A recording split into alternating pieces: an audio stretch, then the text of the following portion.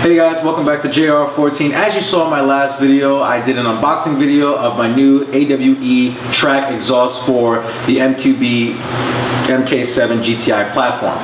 Now I'm going to show you how to install the exhaust. You know, shout out to a good friend of mine. He actually has a garage, has a lift, was able to accommodate me in this time to get this done and to film this in his home, so I do appreciate that. But we are going to show you the DIY setup of how to install the exhaust using AWE Tuning's website and their app, as well as we're going to show you if there's any complications along the road, well, you know, what you should do, what you should take off first, what you should unbolt first, that type of thing. So let's get into it. We're going to put this exhaust on and hopefully we get some great sound out of it. So let's get to it. Alright, so as you see, one of my buddies here, I believe it's one of the most difficult parts. I don't know if you can see this, but there's a lot of rust and corrosion. We live in New York, so a lot of salt and stuff. I got the car 4 months ago and it looks like this already. I mean, we got it loosened now, which is good, but before it was really difficult to get up there and the bolts are angled up against here. So what Eric is doing, he's sliding this. So what you do, you loosen these first and then you bring this down, so then it'll be easier for you to angle. So that's exactly what he's doing right now. It'll be easier to take this clamp off. The resonator, which is this big long piece here, and this is the cat right there, and those are the hangers for the downpipe. So the downpipe starts from here and it goes back. So, and then the downpipe obviously goes up to the turbo. But you know, but as you can see, the good thing is the car right now has about 8,000 miles on it, so it's a little easier to handle these bolts now than, let's say, at 30,000 miles with a couple of years of decay and corrosion. But yeah, so we're gonna go ahead and continue heading through this, and yeah, the resonator is this big long piece which really quietens the car, so people do a resonator delete or a muffler delete, but it's all one solid piece. Usually there's two pieces, like an axle back and then the mid pipe and then the downpipe, but Volkswagen seems to just go from downpipe and have one solid piece throughout. So it goes with this resonator, then it wraps around the gas tank as such, and then it goes into the muffler with the two tailpipes. So this should be fun. But one thing that we're gonna do, because it's a little easier, we might just actually, I don't know if you could see this bolt right here, right there.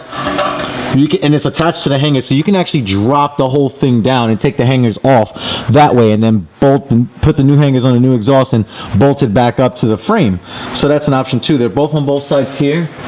This one will be a little bit more difficult to do due to the fact that the bracket, which sits right above there, so this bolt is holding in this bracket for this, as well as the gas tank hanger. So we're gonna leave that one alone. But for the backs, I think we can just unbolt it out, which I believe, you know, my friend's about to do now.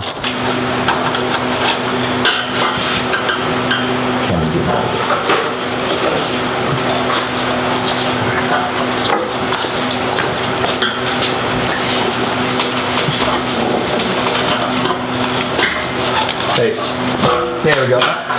Okay. Alright, so yeah, this has to be held up, that's why.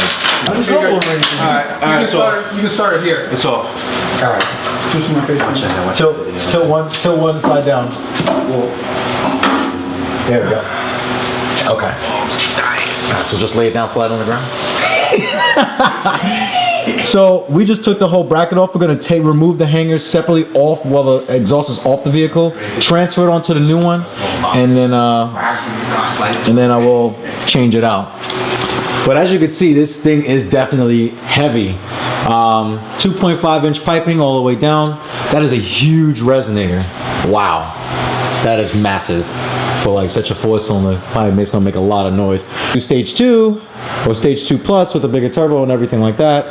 This will be easy. So I already did the hard part. Well, not the hard part, but I already did a big part of the exit of the exhaust, which is just the gas is getting out quicker and more efficiently.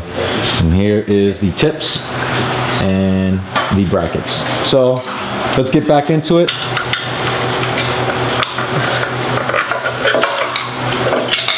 That's one. I think it's stupid. Didn't even crack.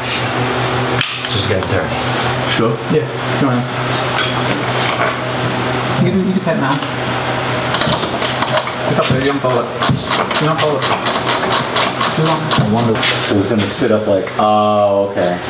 That makes sense.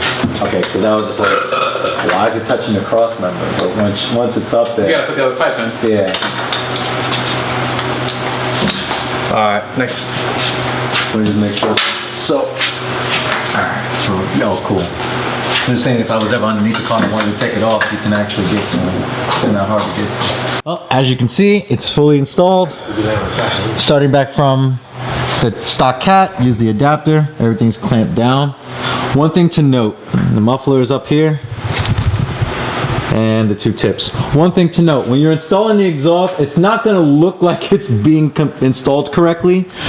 That's when you know you really haven't tightened these clamps up here. So when you see stuff like this, make sure that they're really, really tight, because you'll see that this muffler would hang all by itself due to the clamps not being completely tight. So with that being said, make sure that these clamps are tight. This one by the tailpipe, also this one by the downpipe right here. Those are the three clamps that come with it. So make sure those are tight down, and as you can see, it's not going anywhere. So if you do it by yourself, just make sure those clamps are tightened and you'll be straight. But yeah, let's get this thing down and let's hear how it sounds.